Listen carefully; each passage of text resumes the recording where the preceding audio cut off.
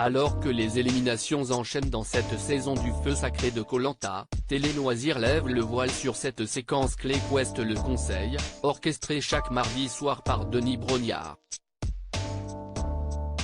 Point d'orgue de chaque épisode de Koh Lanta, le feu sacré, les conseils animés par Denis Brognard offrent des séquences souvent mémorables.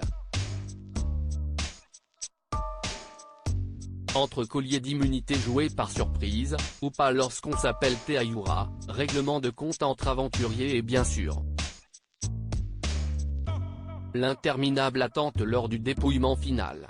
Si chaque conseil dure une dizaine de minutes à l'écran sur TF1, sachez que lors du tournage, celui-ci dure, beaucoup, plus longtemps.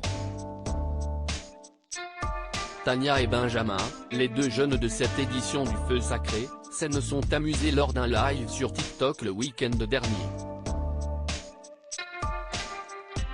Koh Lanta 2023, les conseils de Denis Brognard durent très longtemps. Magie de la télévision et du montage, chaque épisode de Koh Lanta résume en réalité 3 jours de survie. Eh bien il en est de même pour les conseils qui s'étirent durant 1h30 à 2h selon les deux aventuriers. Pour une telle différence avec ce qui est montré à l'image? Simplement car lors du tournage du conseil, Denis Brognard interroge tour à tour tous les aventuriers. Seules les interventions les plus fortes sont conservées au montage. Puis vient le temps du vote. Entre les déplacements de tous les candidats, l'inscription du nom sur le bulletin puis l'explication de son choix face à la caméra, l'horloge tourne. Koh Lanta, le feu sacré, les aventuriers du jeu de TF1 restent sur place après chaque conseil, reste ensuite le dépouillement puis l'échange final du candidat éliminé avec Denis Brognard et la tribu.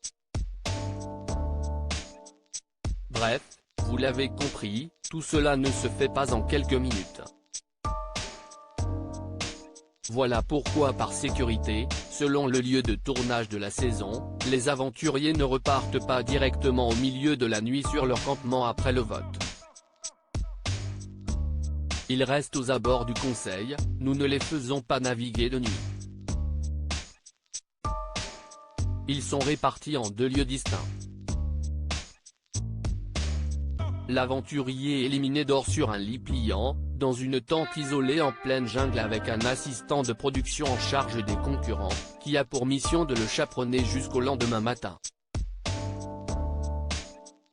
Les aventuriers qui sont encore dans l'aventure sont conduits vers une cabane sommaire construite par la production, en pleine jungle, pour y passer la nuit dans des conditions similaires à celles dont ils disposent sur leur camp, avant de rejoindre leur campement le lendemain au lever du jour, nous confiait la production lors de la saison anniversaire de Koh Lanta, la légende.